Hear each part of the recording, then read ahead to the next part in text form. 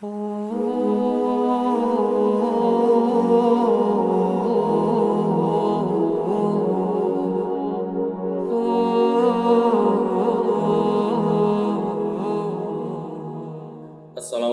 warahmatullahi wabarakatuh.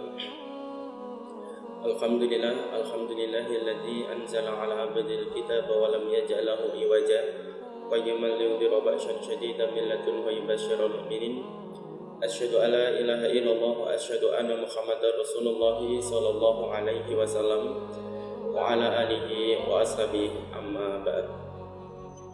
Para saudara jemaah semuanya, kita sebagai orang iman telah Allah perintahkan untuk mengimani beberapa hal, diantaranya yang pertama adalah beriman terhadap qadar-qadarnya Allah. Segala sesuatu yang Allah ciptakan di dunia ini sudah tertulis qadar-qadarnya dari Allah, sebagaimana Allah berfirman dalam surah Al-Qamar, inna kulla syai'in khalaqnahu biqadar, bahwa segala sesuatu telah kami ciptakan dengan adanya qadarnya.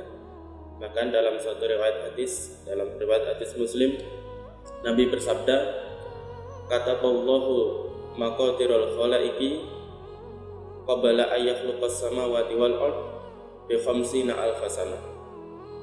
Allah telah menuliskan qadarnya semua makhluk yang ada di langit dan di bumi ini sebelum 50.000 tahun sebelum langit dan bumi Allah ciptakan.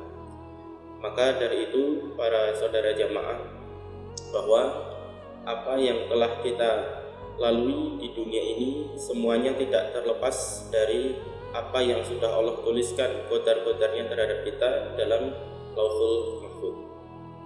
Tetapi para saudara jamaah, apakah dengan adanya qadar itu lantas kemudian kita berserah diri, berpasrah diri, tidak beramal?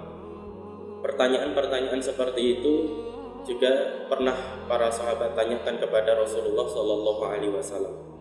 Dalam suatu kesempatan, Nabi itu pernah menggambar dengan tongkatnya di suatu tanah. Kemudian Nabi bersabda, ma minkum min ahadin illa wa qad kutiba maq'aduhu minan nar wa maq'aduhu minal jannah. Tidak ada seorang pun dari kamu sekalian kecuali telah tertulis qadarnya bagi kamu sekalian, yaitu tempatnya di surga atau tempatnya di neraka. Lantas para sahabat bertanya, mungkin juga sebagaimana pertanyaan kita, wahai Nabi, ya Rasulullah, afala nattakilu ala kitabina wa nada'ul amal. Wahai Nabi, apakah kemudian kita tidak berserah diri saja terhadap qadar-qadar yang telah Allah tuliskan kepada kita, wa nadaul amal, lalu kita tidak perlu lagi beramal? Kemudian Nabi Muhammad SAW bersabda, i'malu fa inna kullam muyasyarun lima khuliqalah. Nabi bersabda, tetaplah kalian beramal, karena segala sesuatu itu telah Allah mudahkan untuk yang telah dikodarkan untuknya.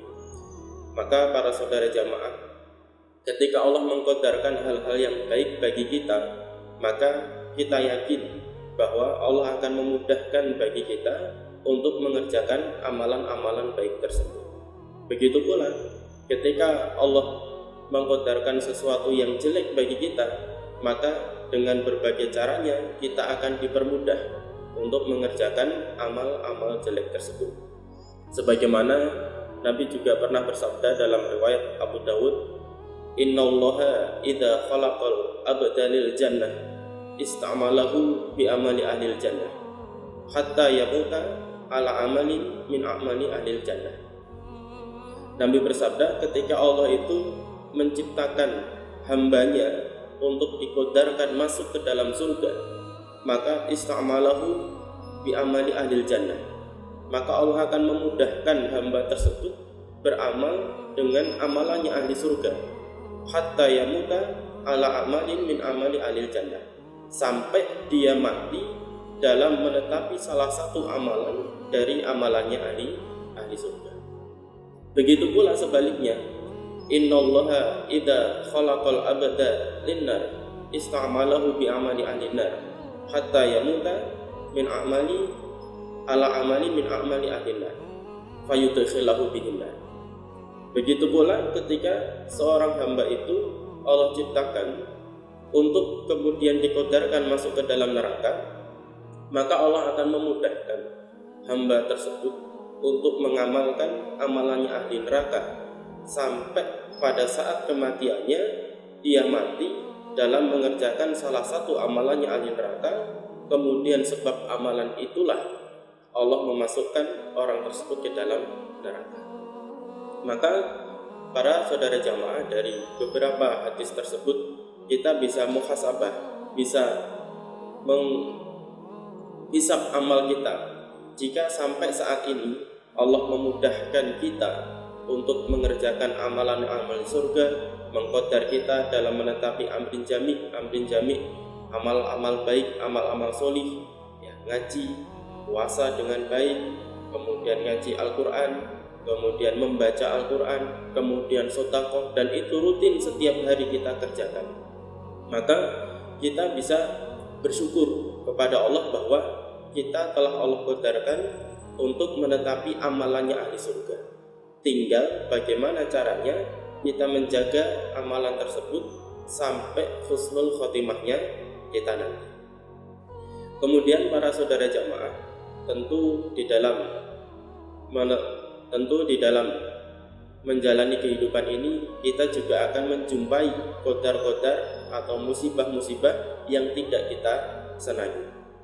Maka para saudara jamaah, qadar musibah, qadar-qadar jelek yang tidak kita senangi ini pada hakikinya adalah semuanya berakhir baik bagi kita. Karena semua perkaranya orang iman itu adalah baik. Sebagaimana Nabi pernah bersabda, ajaban li amril mu'min, inna amrohu kullahu khair. Nabi heran terhadap semua perkaranya orang-orang iman, karena semua perkaranya orang iman itu endingnya, hasilnya adalah baik.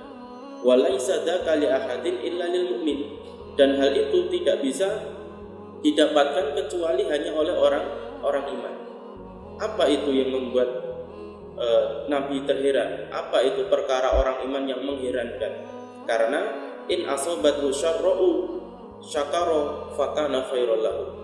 Ketika orang iman itu tertimpa mendapatkan suatu kebahagiaan, suatu kenikmatan, lalu orang iman itu bersyukur, maka dengan kesyukurannya itu akan baik baginya. Allah akan menambah nikmat-nikmatnya, Allah akan menetapkan nikmat tersebut, Allah akan menarik nikmat-nikmat yang lain ketika kita bisa bersyukur atas qadar-qadar baik yang Allah qadarkan kepada kita. Dan sebaliknya, ketika wa in asobathu dharra sabara fakana khairul lahu. Ketika orang iman itu tertimpa kemadharatan, tertimpa sesuatu yang tidak dia senangi, kemudian orang iman itu bersabar, maka sabarnya itu, istirjaknya itu akan menjadikan baik baginya. Karena dengan seseorang bersabar, dengan seseorang istirja, berdoa inna lillahi wa inna ilaihi raji'un, Allahumma ajurni fi musibati wa akhlif li khairan minha. Dengan ucapan istirja itu Allah akan memberikannya pahala. Allahumma ajurni fi musibati, ya Allah berikanlah aku pahala di dalam musibah yang menimpa diriku, wa akhlif li khairan minha, dan berilah ganti yang jauh lebih baik daripada musibah ini. Maka para saudara jamaah, bahwa sejatinya qadar-qadar yang telah Allah tuliskan kepada kita, kita tidak akan bisa menghindarinya, sebagaimana Allah juga pernah berfirman, ma asaba min musibatin fil ardi wala fi anfusikum illa fi kitab. Tidak ada segala sesuatu musibah di dalam diri, di dalam dunia ini, kecuali semuanya sudah ada di dalam kitabnya Allah. Nah, mengimani qadar ini salah satu tujuannya adalah bahwa kita akan menerima qadar-qadar yang baik, akan menerima qadar-qadar yang jelek. Semuanya akan berakhir baik bagi kita, tergantung bagaimana kita mensikapinya. Dalam surah Al-Hadid Allah juga berfirman, likaila ta'sau ala ma fatakum wa la tafrahu bima atakum. Adanya kalian diperintahkan untuk mengimani qadar, likaila ta'sau ala ma fatakum, agar kalian tidak berputus asa terhadap apa-apa yang terlambat, yang tidak kalian raih, karena mau bagaimanapun semua sudah Allah qadarkan. Wala tafrahu bima atakum, dan supaya kalian tidak bersenang-senang yang berlebihan terhadap apa-apa yang kalian raih. Maka sebagai kesimpulan, nasihat kami pada kesempatan kali ini para saudara jamaah, bahwa kita hidup di dunia ini tidak akan bisa terlepas dari qadar-qadarnya Allah, dan kita tidak akan menjadi orang yang beriman dengan sungguh hatta yu'minu syarrihi khairihi wa syarrihi, sampai kita mengimani baiknya qadar dan jeleknya qadar.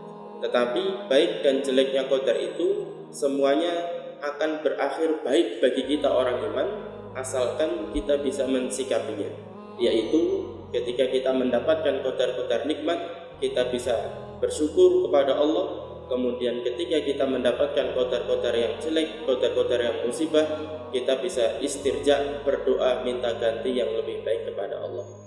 Demikian nasihat yang bisa kami sampaikan. Apabila ada hal yang kurang berkenan, kami mohon maaf yang sebesar-besarnya. Akhiru qouli hadza, wassalamualaikum warahmatullahi wabarakatuh.